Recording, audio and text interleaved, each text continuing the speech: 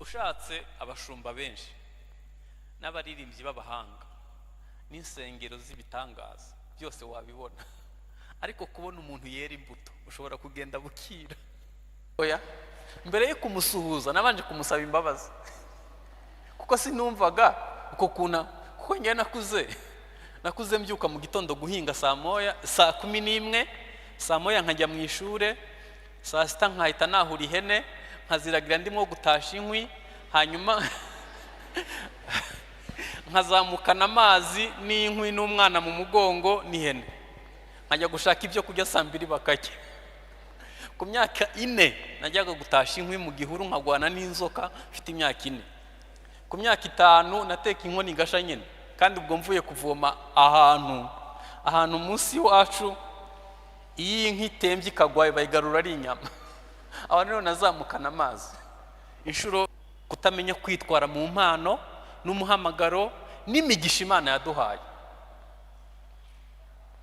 Dawidi ari mu bantu Imana yazamuye imugirira neza, ariko kuko atamenye uko yitwara mu mugisha byarangiye akoze amakosa menshi, arimo gusambana no kwica no gukora amafuti menshi.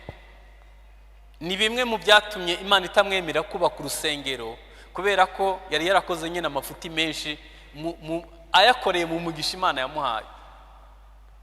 Rimwe yigeze kubara Abisirayeli, abwira umugaba w'ingabo ngo mubarire ingabo batabarana kugira ngo yirate amaboko. Umugaba ngo aramubwira ati ariko mwami, abantu ko ari ab'Imana, Imana yagutabaye kera nta n'ingabo ugira, ubu utangiye kumva kuri. Aravuga ati itegeko si ugusaba, nkubwiye ngo bara abantu. Arababara, ababaze. Imana yavuga ati Dawidi, nuko utangiye, ubu nuko utangiye.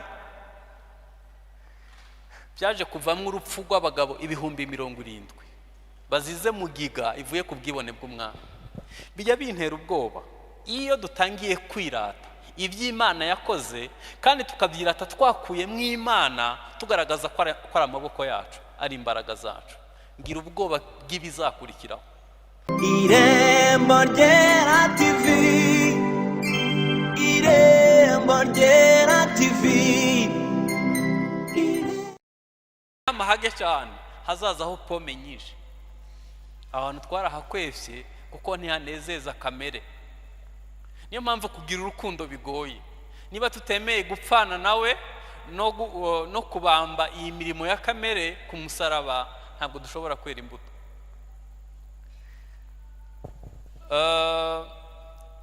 Uko ubamba ingeso za kamere niko hashibuka imbuto z'umwuka. Ushatse abashumba benshi n'abaririmbyi b'abahanga n'insengero z'ibitangaza byose wabibona, ariko kubona umuntu yera imbuto ushobora kugenda bukira. Mu myaka mike maze nkijijwe, mbere bigitangira ndavuga ninjira mu gakiza, iyo wabonaga mwene data wahita ubonye umuntu wo kwizegwa, wasigira inzu yawe ukagenda, wasiga muri botike ntiyibe, ukumva n'umuntu wo kwizegwa. Ariko muri iki gihe birababaje iyo wumva abantu bavuga ngo ngewe ngo hagukoresha umurokore, munakoresha utari we. Ubwo habaye iki? Nuko abantu nubwo binjiye mu itorero bagatsindishirizwa uyu murimo wo gupfa ku ngeso kugeza ubwo bahinduka kuba bizegwa, ntabwo twawemeye. Ntitwemeye ko Kristo ukora mu buzima bwacu. Iyi mirimo ya kamere ushobora kunyemeza ko kubera utinze mu rusengero iyi mirimo wambwira ko ntayo ugira, ko habuze ikiyivomerera gusa. Umunsi basukaho utuzi ndabizi ko byashibuka.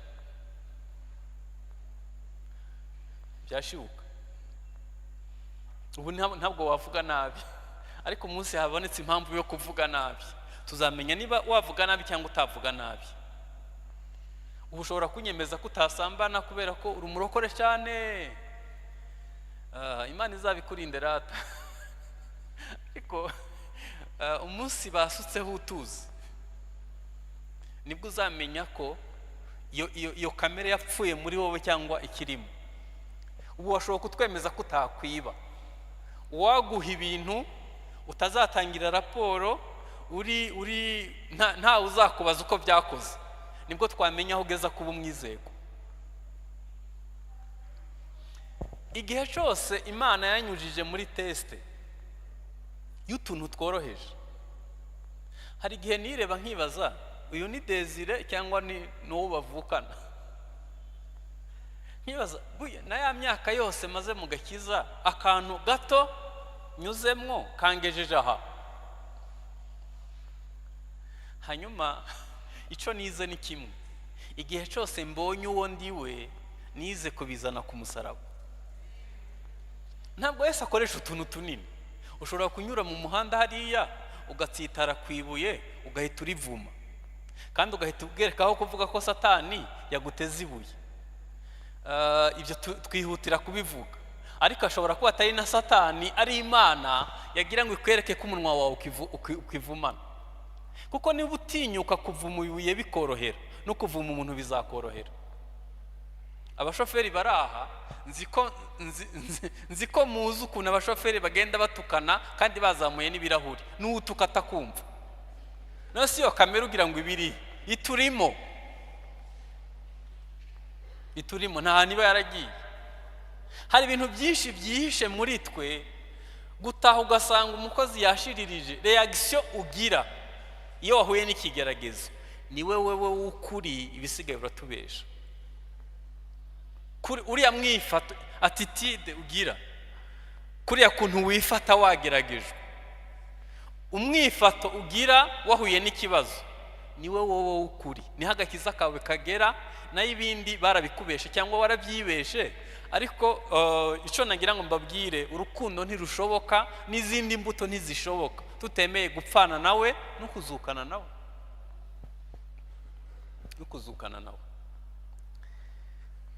Dukwiye kwemera kamere yacu tukayibamba ku musaraba, kuko Bibiliya yatubwiye ngo akabuto kataguye mu butaka ngo gapfe gakomeza kuba kari uko kari konyene, ariko iyo kemeye gupfa kakabora kera izindi mbuto nyinshi.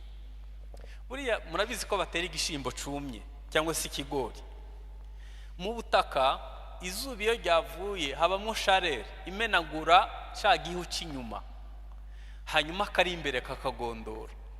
Hano tuza guserebretinga ibyo Yesu yakoze muri twe, ariko hari ahantu duhurira n'ubushuhe higiriye bukamenagura kamere bukayica, hanyuma imbuto y'Imana irimo ikazamuka, ukagaragaza Imana aho uri mu buzima bwa buri munsi. Bibiliya yatubwiye ngo dukwiye gupfa ku mirimo ya kamere kugira ngo imbuto z'umwuka zibone uko ziza. Paulo ni umuhamya w'ibyo ndiho ndavuga. Yatangiye avuga ngo nshaka gukora icyiza, ikibi kikantanga imbere, ikibi nanga kikaba ari cyo nkora. Hanyuma atera indi ntambwe. Bana aho dukunda kuhashinga gati nitowave, twavuga ngo erega ngo n'Imana irabizi ko turi abantu, ntimugakabye gukiranuka. Abantu Paulo yaraharenze, aravuga ngo noneho napfanye nawe nzukana nawe, sinjye ukiriho ni Kristo aba muri njye. Arakomeza atera intambwe, aravuga ngo noneho aho bigeze ubu ndirata. Muzi ibintu yirasa, gukubitwa, inkoni z'Abaroma zagira koroshe zizana inyama, inshuro bamuteye mu bihe bagasiga yapfuye, akaga yatewe na bene se b'Abayahudi. Afite iyo Imana ishaka kukwereka uri we, ishobora no gukoresha mwene so musangira igaburo ryera. Iyo Imana ishaka gutestinga aho ugejeje gukizwa, ishobora no gukoresha uwo wizeye, umugabo wawe, umugore wawe, n'umwana wabyaye. Hanyuma kuriya kuntu wifata nibyo bigaragaza ubukristo bwawe nyine aho bugeze. Paulo arakomeza, yaje gusoza urugendo avuga ngo noneho meze nk'ibisukwa ku gicaniro. Ubundi uko dutinda mu gakiza niko twakagombye kuba turushaho kuba abantu beza, abantu bakundana, abantu batuje, abantu babagwa neza, abantu b'abanyamahoro. Ariko niba twarakwevye ya nzira yo kwezwa no gusa na Kristo, tuzasaza twanduranya, tuvuga nabi, kubana n'abandi bitugora n'ibindi bisa bityo, kubera ko kamere ntabwo ikugwaho n'amaturo menshi watuye. kamere ntitsindwa n'izina witwa mu rusengero, kamere ntikugwaho n'umugisha mwinshi umaze kugira, ikugwaho no kwemera gupfana na Yesu no kuzukana nawe. Niba dushaka urukundo, mureke mu byo dusengera mu minsi 40 tubwire umwami ngo mwami, iyi kamere yanjye wenda hari n'ibyo utiziho, uzamenya ari uko habaye impamvu ibyerekana. Umwuka wera akora ibishoboka kugira ngo atwereke abo turi bo, ariko kuko tutazi rimwe na rimwe iyi nzira yo kwezwa tuyikwepa, ari ubwo duhita tubyitirira abandi. Reka ntange urugero, wenda ntange urugero ku bubatsi ingo. Muzi ko mu rugo abandi bose ari babi, ari wowe mwiza wenyine? Abandi bose nta kigenda, ntibagira ibitekerezo byiza, ntibakora ibintu neza, ni wowe mwiza gusa. Kandi ukajya wumva uri mukuri, ntumenye ko ikigutera kumera gutyo ni ubwibone, ni urukundo ruke n'ibindi bimeze bityo. Kuko baramutse ari n'abanyantege nke, mu rukundo wabazamura ukabafasha guhindura imyumvire no kuba beza kurutaho. Ariko guhora witotomba ukanabivuga bakabyumva, ni urukundo ruke wibitseho. Ntekereza ko iyo umwuka wera kweretse ibyo, ni byiza kubizana ku musaraba.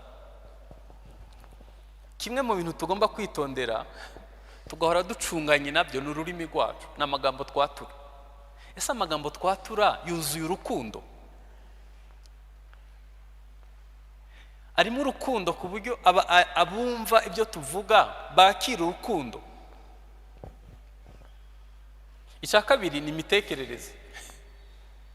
Abaroma 12 umurongo wa 2 haravuga ngo nimwishushanye n'iby'iki gihe, yamara muhinduke mugize imitekerereze ivuguruye, itari yo kwa Adamu, imitekerereze irimo urukundo. Ikindi ni uburyo dukoresha ingingo zacu. Wambaza ngo kubera ko ururimi urutandukanyije n'izindi ngingo. Na Yakobo yaravuze ngo ni ikibi kingana n'isi. Uburyo dukoresha ingingo, ntekereza ko umuntu ukunda ntabwo wamusambanya, ni nako Bibiliya ivuga. Ntiwafata umuntu mwacungujwe amaraso amwe ngo utinyuke gukora ikintu kizamubuza ubugingo buhoraho. Niba waravuye mu irimbukiro ry'ibyaha ukaba uzi kurimbuka ukuntu ari bibi, ntabwo watinyuka gutuma mwene data wundi abura ubugingo ubigizemo uruhare. Dukwiye gutekereza ni gute dukoresha ingingo zacu zose. Hanyuma ikindi ni uburyo dukoresha iby'isi Imana yaduhaye. Ndiho ndavuga ngo dukwiye kugaragaza urukundo. Imana yatanze iby'isi bihagije, gusaranganya nibyo byatunaniye. Iyo wohereje ibihumbi 10 mu cyaro kwa mukecuru cyangwa se kwa mwene wanyu, ubanza kubitongera. Ariko namwe mwigize mute? Mugira ngo i Kigali dufite aho ducukura amafaranga, muragira ngo tubigenze dute? Kandi iyo ugiye gukina biyari usigayo 25, umutima utagucira urubanza. Mu rugo umugabo ashobora kuba ari we yinjiza, cyangwa se umugore akaba ari we yinjiza menshi.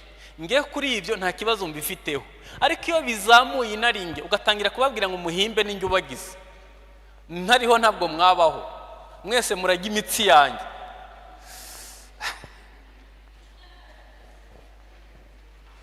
Umutungo w'urugo ukawukoresha mu kwikunda wowe.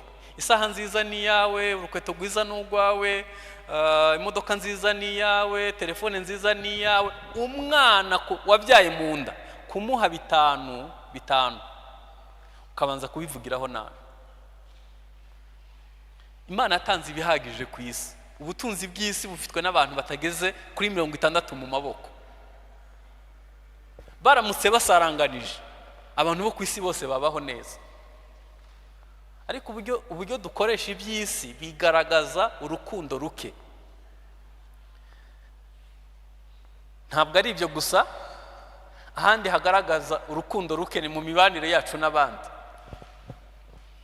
iyo tuvuze imibanire yacu n'abandi, nigeze kubivugaho, iyo tubona abandi bantu ari babi, tukabona abandi bantu badakora ibintu neza, tukabona reka ntanga urugero rumwe ku miterere y'abantu.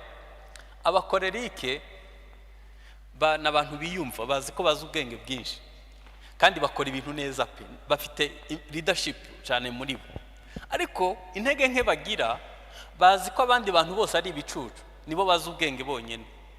Noneho bakora amasaha menshi bashaka gukosora iby'ibicucu byangije. Niyo miterere yabo. Aho niho bagira intege nke. Mu byo bagomba kuzana ku musaraba harimo ubwibone, harimo inaringe, harimo ako kantu nyene ko kwiyumva kuri hejuru y'abandi, na disikuru zabo nyinshi ziba zirimo kwiyumva mu by'ukuri. Abandi bantu bose ntacyo bavuze, ni wowe gusa. Niyo mpamvu yakubwiye ngo tugiriya ibizapfamo hano hagati ntubimubaze, we ahagushaka n'iriya, icyo bizagusaba ntukimubaze, ashaka ko muhurirayo. Icyo nashaka kuvuga ni iki: mu mibanire yacu n'abandi dukwiye no gufasha abanyantege nke mu miterere yabo, niba tubakunda, niba tugira urukundo. Njye nabanye n'umudamu, njye ndi umumelankolike, we ni umuflegmatike. Ni umuntu ukora ibintu neza ariko gahoro. Noneho mu myaka nk'ibiri ibanza byatunaniye kubana, nashaka ngo yihute nk'uko mbishaka, kandi ubwo atwita inda y'amezi nk'umunani. Noneho nkajya kutiruka, hose kubera ko ukora ibintu buhoro. Noneho afite inda nk'amezi 8, nagiye Nairobi ngura omo nyinshi, mwumva ko twitegura kubyara. Kuva ku muhanda aho imodoka yansize kugera mu rugo byari nk'ikilometero kimwe. Nyimanukana mu kaboko, nyihageza numva akaboko kananiwe. Ijwi hitira rambwira ngo ibyo biro wabigushira mu nda wabuciruka. Ndavuga nti hoya. Mbere yo kumusuhuza nabanje kumusaba imbabazi, kuko sinumvaga uko kuko njye nakuze mbyuka mu gitondo guhinga saa 11, saa 1 nkajya mu ishure, saa 6 nkahita nahura ihene nkaziragira ndimo gutasha inkwi, hanyuma nkazamukana amazi n'inkwi n'umwana mu mugongo n'ihene, nkajya gushaka ibyo kurya saa 2 bakajya. Ku myaka 4 najyaga gutasha inkwi mu gihuru nkagwana n'inzoka, mfite imyaka 4. Ku myaka 5 nateka inkoni gasha nyene, kandi ubwo mvuye kuvoma ahantu munsi wacu, iyi inki tembye ikagwaye bayigarura ari inyama. Aho rero nazamukana amazi inshuro ntabara. Noneho gushaka umugore rero muvugana saa 1 akaza saa 4, mana we. Muziki nunasabwa byansaba ko manuka nawe akazamuka tukagira aho duhurira kandi mu rukundo. Ibyo mvuze bishobora kuba kuri perezida wa korale n'abayoboye, bishobora kuba hagati y'umugabo n'umugore, bishobora kuba hagati y'abakuru b'itorero, bishobora kuba hagati y'abakorana umurimo w'Imana n'abakorana muri business n'ahandi. Kuko mu mibanire yacu harimo gukiranira imanza, habuzemo urukundo. Nitugira urukundo tuzumva abandi, tubafashe mu ntege nke zabo, hanyuma bizatworohera kubana n'abandi. Ahandi hantu hagaragara urukundo ruke, kandi navuze ko hakagombye kuba hari stoke y'urukundo, ni mu idini cyangwa mu itorero. Isi ntigira urukundo, byo biri nta kindi wabihinduraho. Isi ntigira urukundo. Mu isi haba inyungu, ntabwo haba urukundo. Ahantu ab'isi bakwiye guhungira baje gushakira urukundo ni mu itorero. Iyo mvuga itorero ntimwumvire ijyanyu cyangwa ijyacu, ni umubiri wa Kristo muri rusange. Bimbabaza iyo umushumba umwe ashobora gutegura igiterane abandi badashobora kukizamo. Hanyuma abatangiriye Isave n'abatangiriye Igahini n'abatangiriye Igihundwe n'abatangiriye abo bantu bakaba badashobora gusuhuzanya. Umuntu agashobora kuva isave akajya gutaha ubukwe bwa mwene wabo bavukana mu nda igahini, bakazahita bagufunga, bakazahita bagushira inyuma y'itorero. Niba ahantu honyine abantu bari bakeneye kubona urukundo ari mu itorero, ariko bakaba badashobora kurubona, ubwo ahasigaye ni ku isi itagira urukundo.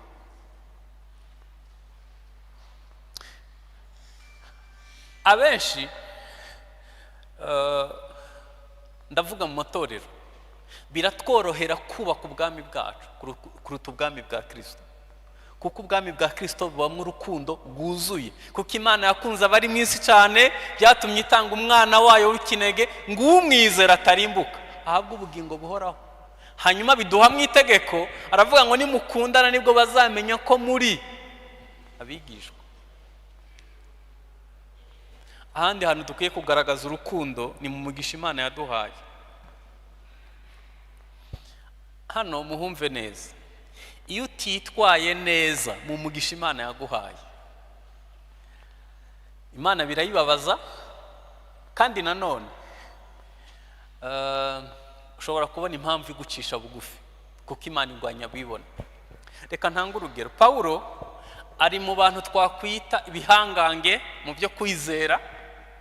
Yigeze kuvuga ngo kugira ngo ntazirata ibiruta ibyo nemerewe, ngo nahawe igishakwe inkoni ya Satani yo kunkubita ibipfuzi, ngo hanyuma asenga gatatu kose ngo Imana imukize, iramubwira ngo ubuntu bwanjye buraguhagije.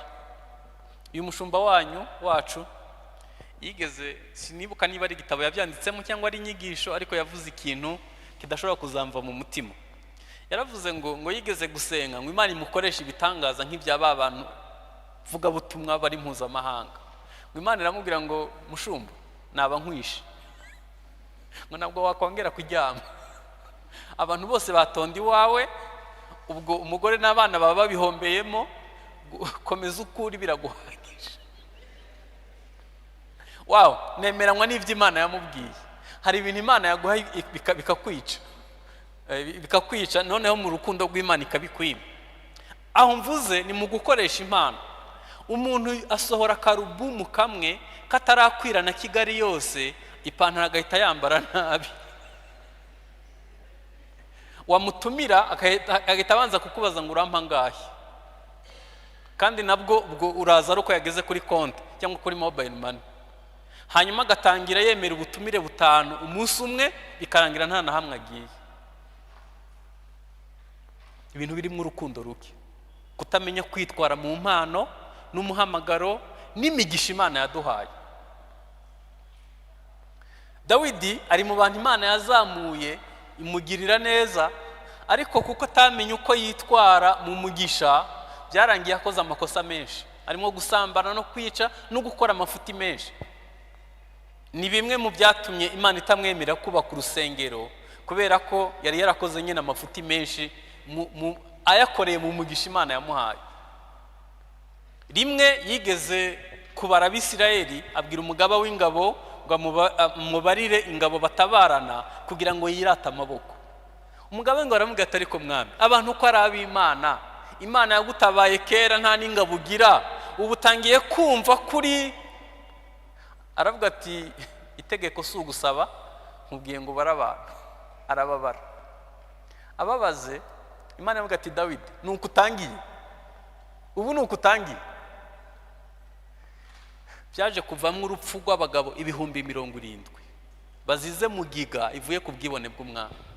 Bijya bintera ubwoba iyo dutangiye kwirata iby'Imana yakoze, kandi tukabyirata twakuye mu Imana, tugaragaza ko ari amaboko yacu, ari imbaraga zacu. Ngira ubwoba bw'ibizakurikiraho. Nzi abantu benshi bahawe umugisha, Imana irabazamura badafite ubushobozi bwinshi, hanyuma barazamuka bafatwa n'uyu mwuka. Akenshi birangizwa no gucishwa bugufi. Kuri nge twahitamo guca bugufi mu rukundo hataraza impamvu iducisha bugufi. kubera ko impamvu ziducisha bugufi ziba ziri ahantu hose. Hanyuma iyo tuvuga gutanga urukundo, nta muntu utanga icyo adafite mu bubiko bw'umutima we. Ntabwo wabona icyo utanga uramutse ubifite mu bubiko bw'umutima, wabona icyo gutanga. Tugarutse ku mibanire, nta muntu yananirwa kubana n'umuntu yihangana, n'umuntu uciye bugufi, n'umugwaneza, n'umuntu ubabarira. nta wananirwa kubana nawe. Kimwe mu bizagaragaza ko ufite urukundo ruke, nubona abantu baguhunga, abantu batishimira kuza kuri wowe, batishimira kubana nawe, hari ikintu bahunga, kandi icyo kintu dushaka twacita urukundo ruke.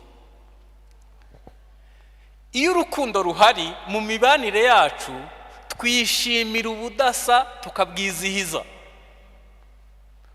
Kuba tudasa mu mpano, tudasa mu miterere, tudasa mu mikorere, ntabwo ari ikibazo. Iyo hari urukundo, ibyo turabyishimira tukabyizihiza.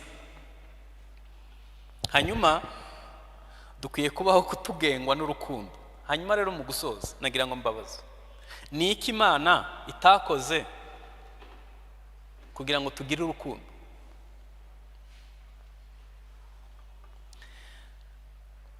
Nasomye umugani Imana yaciriye Abisirayeli. Iravuga ngo umugabo yakoze proje yo guhinga, ngo ashaka ubutaka bwera cyane, ngo arangije ubwo butaka buhinga mu buryo bwiza, arimburamwo amabuye, asigaza ubutaka bwiza, ashiramwo n'ifumbire. Ngo aricara, ngo ashaka umuzabibu mwiza, karite ya mbere, aba ari yatera. Nyuma ngo atekereza ko hazaza ibyonyi, ashiraho clôture. Ngo atekereza ko n'izuba rizava, yubaka umutaka kugira ngo izuba ritica uruzabibu. Ngo atekereza ko uruzabibu ruzakenera n'amazi, ashukura urwina, ashiramwo amazi. Hanyuma atekereza ko uruzabibu ruzakenera n'umukozi wa buri munsi. Ngo yari yiringiye ko Banyarwanda, namwe banyarwandakazi, mukurikije ibyo Imana yakoze, Imana yari yiringiye ko dukundana. Hari abantu nzi ninjira muri iki gihugu 9 gatandatu, ngira ngo batari bafite ikintu na kimwe, ubuzima bwari butaryoshe cyane. Hanyuma Imana igenda ibaha umugisha, hanyuma ibyo Imana yari yiringiye kuri bo isanga ni indibo. Umuntu agatangira kumva umugore umwe atamuhagije, agatangira kubona ko akwiye kuganira n'abandi bagabo, anywa akantu, agatangira kubura umwanya wo kuza mu rusengero, agatangira kubona ko gusenga ari iby'abantu baciriritse, agatangira indibu zikiyongera pe. Nabibonesheje amaso. Hari uwo duheruka kuhora mu muhanda, arangwa ngo Desire, nzakugonga upfe, kandi ntitwaherukana. Namaze suzampora iki? Arambwira ngo nuko twasenganye ngo bikaba byarananiye, ngo kandi ukabuka ibirimo. Ngo iyo nkubonye iteka, ngo umutima uranja, ngo nibuka bya bihe twagiranye handi na hahandi, ngo nkumva icabashiza ari uko wapfa. Ibaze kuba umuntu asigaranye umutima umeze utyo. Uba ugiye mu butabera ukareba imanza z'ubutaka ziriyo, kandi z'abavukana, utagira ngo ni z'abantu bakure. Wibaza ubu tuzi icyo Imana yakoze. Ejo bundi ko twese nta kintu twari dufite, ineza y'Imana ikweretse ejo bundi, ugera igihe wumva Imana utakikeneye.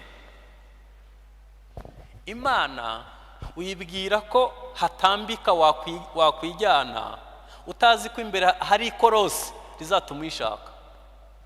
Ntuzakora ikosa ryo kwimura Imana mu buzima bwawe.